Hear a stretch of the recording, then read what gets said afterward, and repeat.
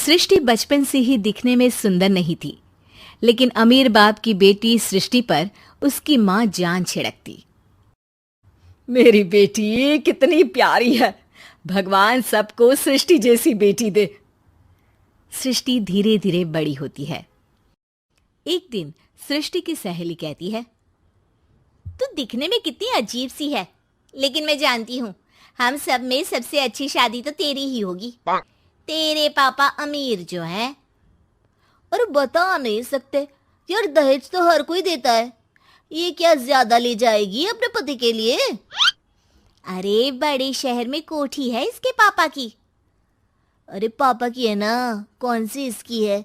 इसकी होती तब तो कोई भी लड़का इससे शादी कर लेता। अरे पापा की मतलब पापा की है तो मेरी ही है ना? किसने कहा? अब तेरी तो तब होगी ना जब तेरा भाई ना हो। वैसे भी शादी के बाद सारी प्रॉपर्टी भाई के नाम होती है।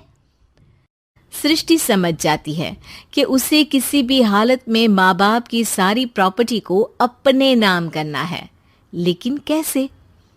एक दिन सृष्टि का भाई शीनू कहता है, बहन क्या कर रही है?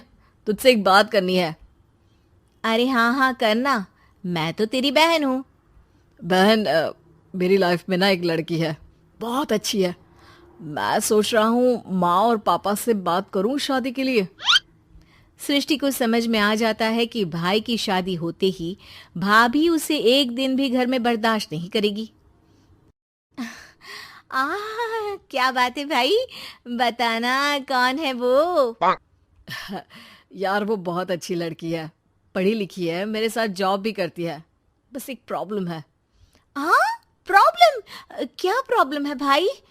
यार वो शादीशुदा है, लेकिन उसके पति ने उसे सिर्फ इसलिए छोड़ दिया क्योंकि उसके माँ बाप दहेज नहीं दे पाए। सृष्टि ये सुनकर न जाने क्यों खुश हो जाती है।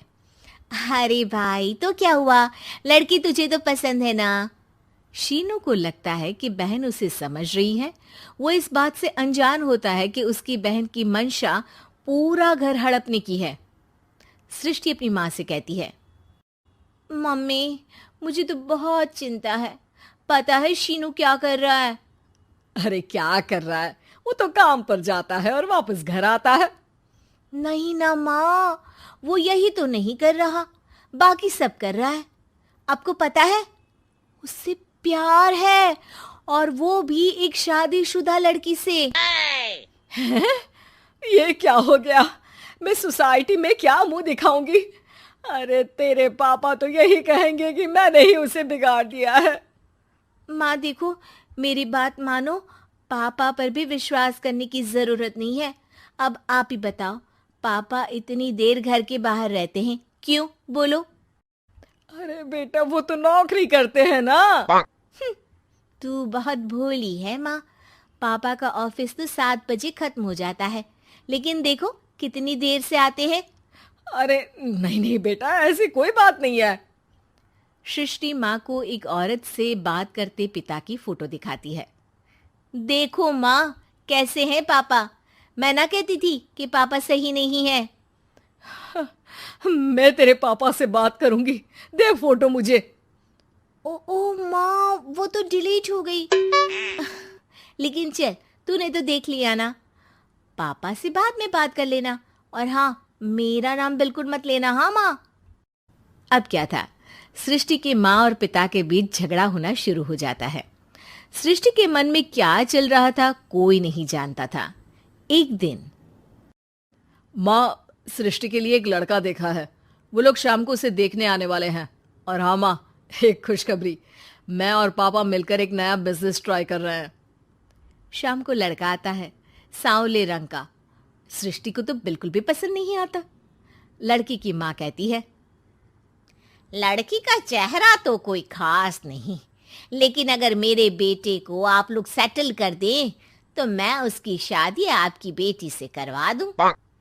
सृष्टि को लड़का बिल्कुल पसंद नहीं था। उसे भाई पर गुस्सा आ जाता है।